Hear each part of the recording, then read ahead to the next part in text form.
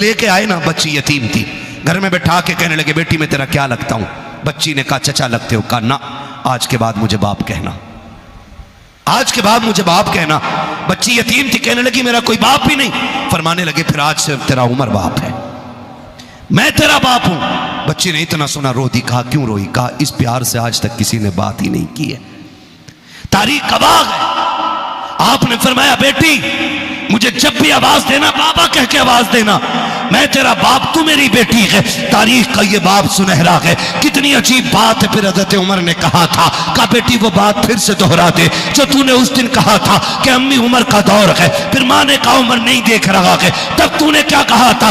बच्ची ने कहा अम्मी उमर तो नहीं देख रहा, लेकिन उमर का खुदा देख रहा है। हजरत उमर ने कहा बेटी रोज उमर को अदालत का काम रहता है, रोज मैं जाता हूँ फैसले सुनाने। ए बेटी जब मैं घर से निकला करूं मेरे कंधे पे हाथ रख के कह दिया करना अब्बा संभल के फैसले करना, खुदा देख रहा है। बेशक, सुभान अल्लाह। जब ये मामलात होंगे ना खुदा की कसम, फिर घरों में झगड़े, घरों में झगड़े नहीं होंगे। सासें बहू को बेटी कहना शुरू कर दें, ससुर बेटी मान लें, फिर नंदे बहन मान लें, खुदा की कसम फिर झगड़ा ही नहीं होगा। और बहुओं से भी गुजारिश है, अपने घर में 12 लोगों की रोटी बना लेती थी, यहाँ 2 सास ससुर एक नंद की रोटी भारी लगती है। मेरी समझ में बात नहीं आती, जब वहाँ 12 का खाना बना सकती है तो यहाँ 4 का खाना बनाने में कौन सी मुसीबत है। कम मुझसे नहीं पके गोते परिवार का खाना ना कर झगड़े, ना कर, ये परिवार है, तू इस परिवार का हिस्सा है, बैठ सुन, वहाँ 12 का खाना बना रही, यहाँ 6 का बना ले।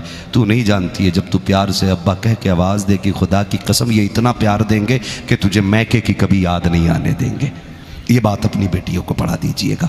फरमाया गया कि वह अम्मा बिनिअमति रब्बी का फहद्दिस, अपने रब की नेमतों का खूब खूब चर्चा करो। अल्लाह ने ये दिन दिखाया है। शहजाद भाई को अल्लाह बेपनाह बरकत अता फरमाए, अल्लाह इनकी नस्लों में बरकत अता फरमाए, इनकी अज़दवाजी ज़िंदगी में अल्लाह खूब खूब बरकत अता फरमाए।